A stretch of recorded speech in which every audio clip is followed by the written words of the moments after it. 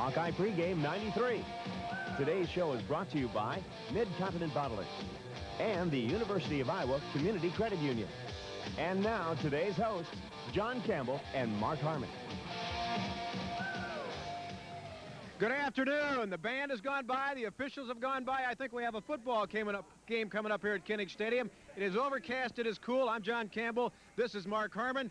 Somewhat of a historic afternoon, Mark, because Penn State and Iowa playing in their first ever Big Ten game here this afternoon, and Penn State playing in their first ever Big Ten road game. So this one will be one you want to keep the program if you get one.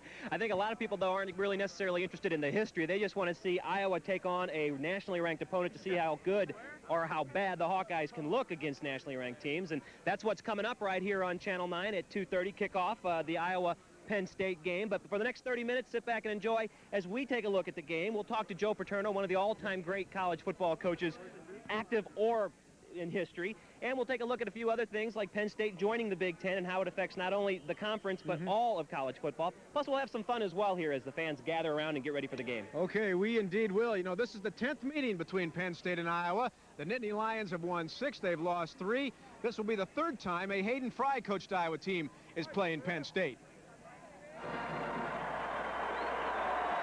The first time was 1983 in Happy Valley. It turned out to be one of the great games in the Fry era. The teams combined for over 1,000 yards total offense. The Hawks trailed 21-14 at halftime, but Chuck Long found Eddie Phillips on a 26-yard TD. It was the first of 3 third-quarter touchdowns for the Hawkeyes, who converted 3 second-half Penn State fumbles into scores. Iowa's Paul Hufford was named Defensive Player of the Game. And the big play offensively came midway through the 4th quarter. And now it is Long. He fakes the handoff. He may be right. He throws the bomb downfield to Harmon, and Harmon has the ball. Harmon gets the ball. It's going to be a touchdown. Fantastic, fantastic play. Roddy Harmon, an 80-yard pass play for the Hawkeyes. I can't believe it. The 42-34 win boosted Iowa from 13th to 6th in the polls. 1 year later in Iowa City, it was Iowa coughing up the ball. They lost 4 fumbles and had 2 passes intercepted. Nevertheless, they were still in it when Ronnie Harmon went 15 yards to make it 13-10 at halftime. The game turned on a controversial pass interference call against Nate Creer. The Lions scored on a 1-yard plunge after the penalty and won it 20-17.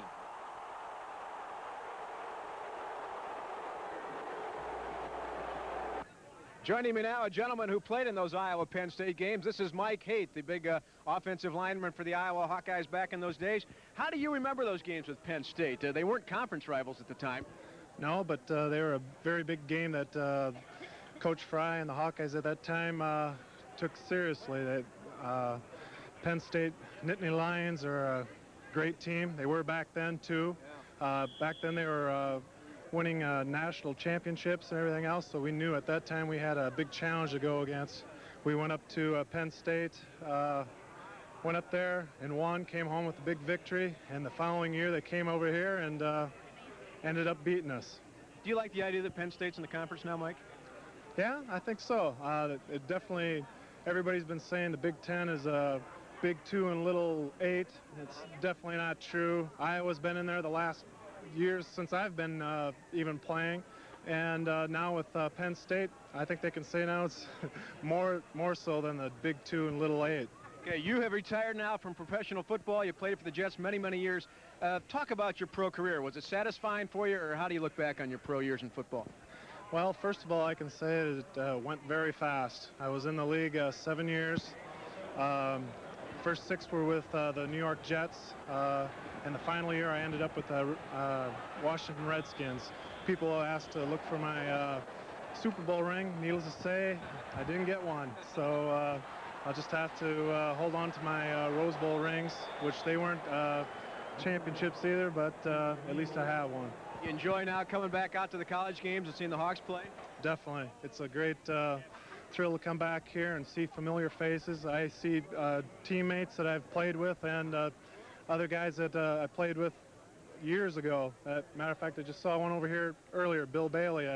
He was an offensive line a little bit older than me, and also today I saw Chuck Long, who's back in town. He just was released by the Detroit Lions a little earlier, about 3 weeks ago, and Hap Peterson, another teammate of mine. Good old nose guard, Hap Peterson. Oh, yeah. Okay, hey, Mike, thank you very much for dropping by. Good to see you again. Enjoy the game. Thank you, John. Okay, Mike Haight, the former Iowa Hawkeye who played for 7 years in the NFL. You know, 9 years after that last Iowa-Penn State game, here they are again. Come on up here, Mark. And they're playing here at KINNICK Stadium, and I don't think people know what to expect from this game. No, it's one of those games that people kind of sit back and they say, who's going to win? And I don't think anybody really has an answer to that. Penn State 2-0, Iowa 2-0. Both teams had very close calls already this year. Yeah. But when you think of certain schools, you think of a certain type of game set. You think of the running schools like Oklahoma, and you think of Oklahoma, and there's one more that I'm thinking of. USC with all their running backs, that's it. And you're also thinking about passing schools, maybe BYU, Miami. You think about Penn State, you don't think of either one of those. You just think of one thing, balance.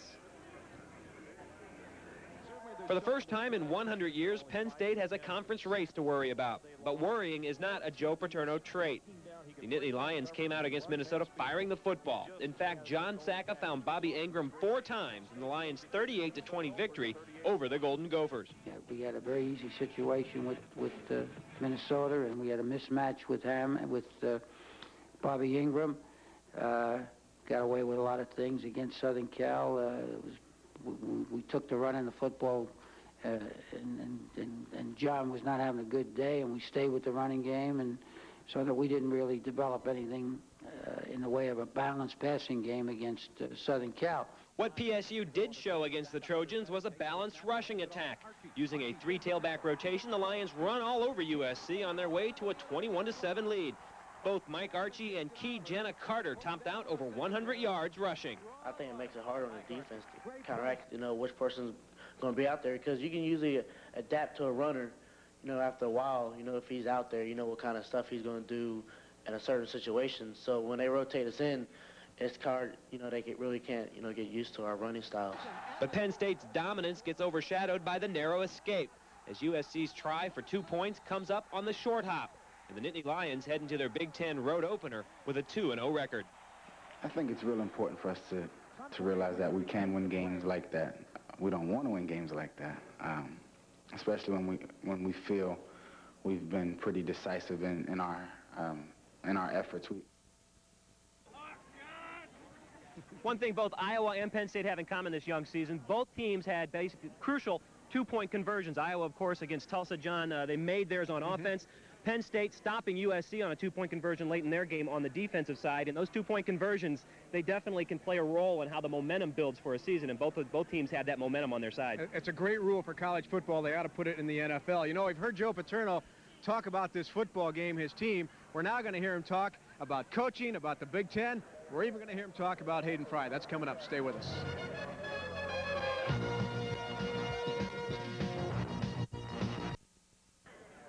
Welcome back to Hawkeye Pregame 93, and fall brings out the colors of fall here around KINNICK Stadium, and those colors basically are black and gold. But today there's a smattering of blue and white for Penn State. We've got a few fans here. We've got Irma and Bob, who came in from Tipton, and we got a group from Kansas, Sally and Don. Now, you can see everybody here, you basically Hawkeye fans, right? Yeah. Okay, but Don, step front and center here. You are wearing the Penn State colors. Tell us the story behind, for being from Kansas, what brings you with the Penn State colors? Well, I'm originally from Pennsylvania. I decided to come up here and watch a Big Ten game for the first time, and it's great. It's excitement, something else. So are these guys your bodyguards because they're all wearing the Iowa things? Oh, yeah, they're going to protect me. We're the ones beating him up. The harassment's great. So how have Iowa fans treated you? They're not used, they don't like the Illinois fans, they don't like the Indiana fans, they don't like the Minnesota fans or the Michigan fans. How have they treated the new kid on the block? I've had compliments since I've been here, and I'm glad to have Penn State in, and I think it's really great. Now, what if you guys end up beating Iowa today? Will you have those compliments? Oh, it's going to be hard to say. I'll probably lose a hat. A long trip back to Kansas, huh? So a very long trip. Oh, you guys know. They're home visiting. So this is my daughter. And so they're back in Iowa visiting, so they always take in a hot game while they're here. If they can. You gonna fit Don with a larger shirt that might say Iowa? If they we're working on him a bit. Hawk shop twice. Yeah. We're working on him. We've got him all picked out, but we haven't convinced him yet, so we're working on it. What do you wear? Well, maybe somebody else can get you one. Oh, large, extra large. Extra large for Don in the Penn State shirt. But, John, folks, enjoy the game, and good luck to both sides and see who comes out ahead. All right. All right, thank you very much. John definitely a lot of blue and white, more than maybe a lot of people thought. Yeah, I think there are some closet Penn State fans around here somewhere. You know, they have a great football tradition out there at Penn State. Part of it's because of the great players they've had. Part of it because of the great coaches they've had. Rip Engel was a longtime coach at Penn State. Paterno took over the reins in 1966, and he reigns supreme in Happy Valley still. Paterno has reached the levels that very few coaches ever reach. You look like you're going to go ball. I relate to Joe because he's older than me. And he's still in the coaching profession, and he's doing a heck of a job. I can't speak for Hayden as to why he stays in it. I'm staying in it because I'm enjoying it and I like it and it's fun, and hopefully I think I'm doing a decent job. He's very excited. I mean, you can hear it, you know, in his tone of voice. Like whenever he talks about practice, I mean, he's like a kid now. I mean, he's running around crazy. He's always laughing and smiling. He's ready to accept the challenge. I was telling some of the guys, it's almost like I got a new job, but I haven't moved.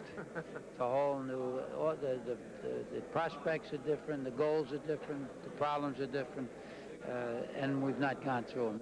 He tells us every day that, you know, people are going to be picking on us because, like, we're the new kids. So, I mean, he said there's, you know, no team in the Big Ten, you know, that can't, you know, beat us by 100 points if we don't play, you know, the way we should play. I don't hardly know anything about the people we're going to play. I've looked at tapes coming out my ears, but that's not the same as, you know, having been on the field, played against the team last year, and knowing more about their personnel than we do. We're very, very edgy about this. A couple of when you're playing 8 new opponents and then Southern Cal with a new coach, we're really we better be boom boom. We better be sharp.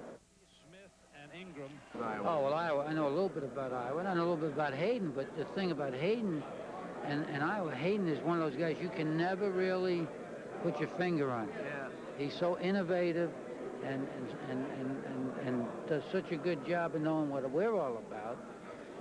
You can't. It's tough.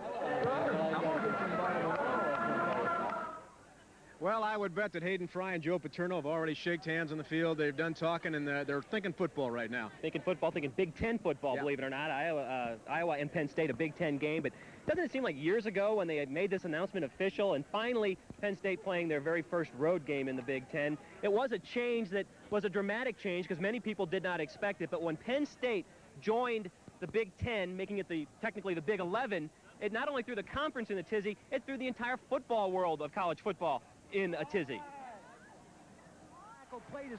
Now that you can no longer count the Big Ten schools on your fingers, fans and coaches alike are grasping with the reality of an 11th team. Well, I think it'll work great as long as I'm not number 11. You don't want to be in the Big Ten and come the first team to be an 11th. That's a big thing. So reading all those summer magazines, you never know. But overall, no, I don't think there's going to be any problem at all. The arrival of the Nittany Lions caused a domino effect, not just in the Big Ten, but with all of college football. After Penn State, the Southeastern Conference saw expansion possibilities, and they added Arkansas and South Carolina. They then split up into 2 divisions. The ACC expanded by adding Florida State, and Miami followed by joining the Big East and talking that conference into adding football. With all the new conference setups, the bowl games then formed its coalition, causing a mad scramble for conference tie-ins.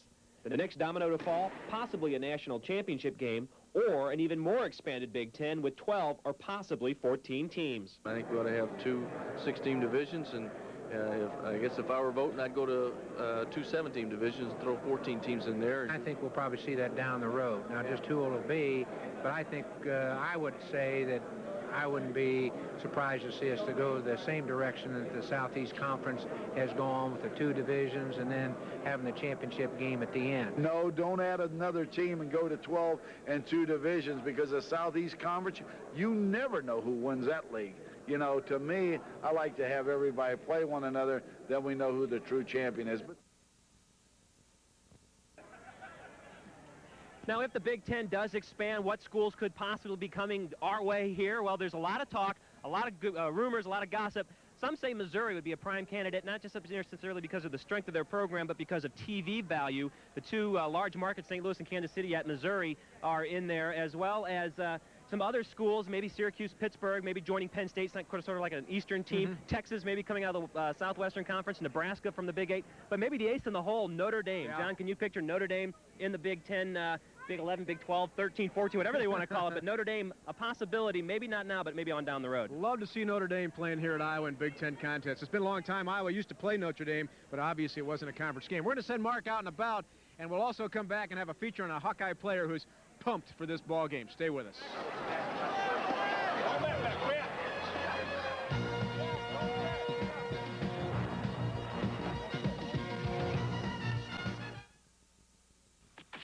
It seems your diet routine has gone into reruns.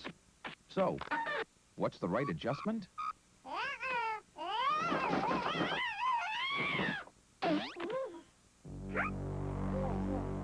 The one true opposite of a cola. The one with no aftertaste that always comes in clear. Diet 7-Up. The Diet Un-Cola. When you want the taste of un, there's only one.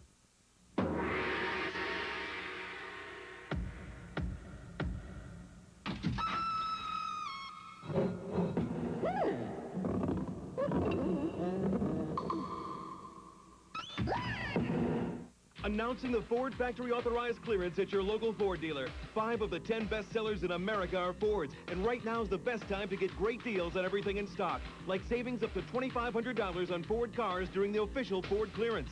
See your local Ford dealer today. At times like this,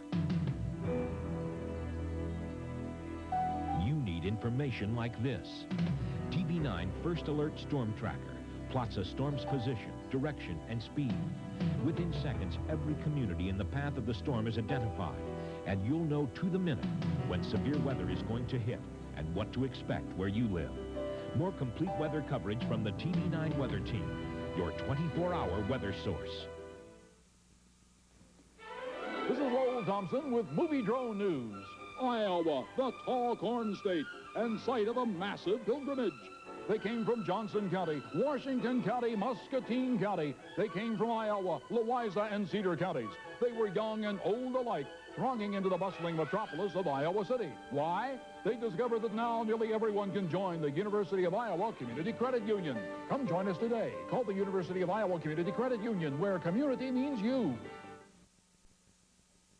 Hawkeye Pregame 93, and when we say pregame, we mean pregame, right down to the tailgate parties. We're out here on the side of the stadium, kind of barging in, because, you know, today's a late game, and with a late game, a person can get a little hungry, so we're going to kind of ask for some food here. Guys, what do we got to eat here? What do we got? Anything good? Yes, very good. Doritos, watermelon, chips and dip, everything. Okay, now what's this over here? This is one jalapeno with tuna in it. I know that.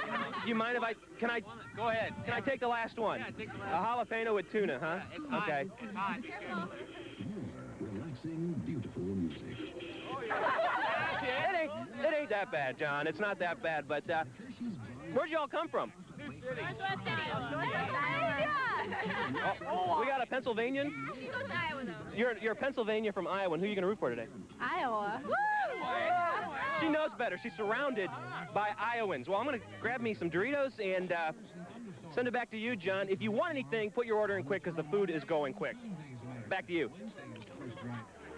Thank you, Mark. Looks good, but I don't know about that jalapeno.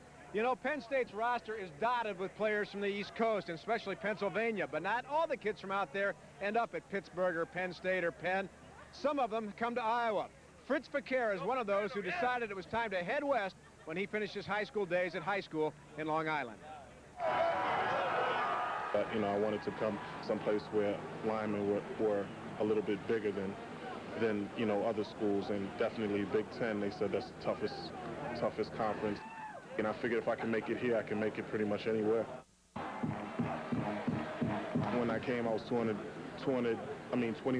body fat. Yeah. You know, right now I'm back at like 292, but I'm back down to like 13 or 14.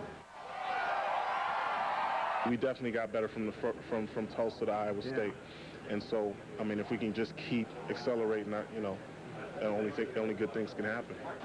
Fequiere, who admits to getting wound mighty tight for football games, says he will really be hyped for Penn State. 2 of his high school coaches are flying out for the game, and his old high school quarterback, Justin Williams, is a receiver for the Lions. Too bad I'm not on defense, or he's not on defense. We're both on offense, so we won't be able to hit each other. Fritz Fequiere was a heck of a defensive player in his high school days, but at Iowa he has harnessed his energy and is learning the ins and outs of offensive line play. I'm learning, how Weigman plays now. I'm learning what he does, and he's also, he's really a good role model to look up to. I like the way he plays. We watch film, and he's all over the field, and a lot of times I'm thinking I'm doing a lot, and then I'll watch Casey and thinking I'm not doing enough. If I make a block downfield, the only person that'll see me making that block is either my coach or somebody that's actually looking at me. Yeah. But I don't mind it. I'm not in the game for publicity. I'm in the game because I love the sport. I have aspirations of going pro with it someday. I want to make money with it. So you might want to watch number 67 today, Mark. Watch his battles in the trenches. And you're definitely going to just want to stick around and watch us, because we'll have a story coming up about a Hawkeye player and his lucky shirt.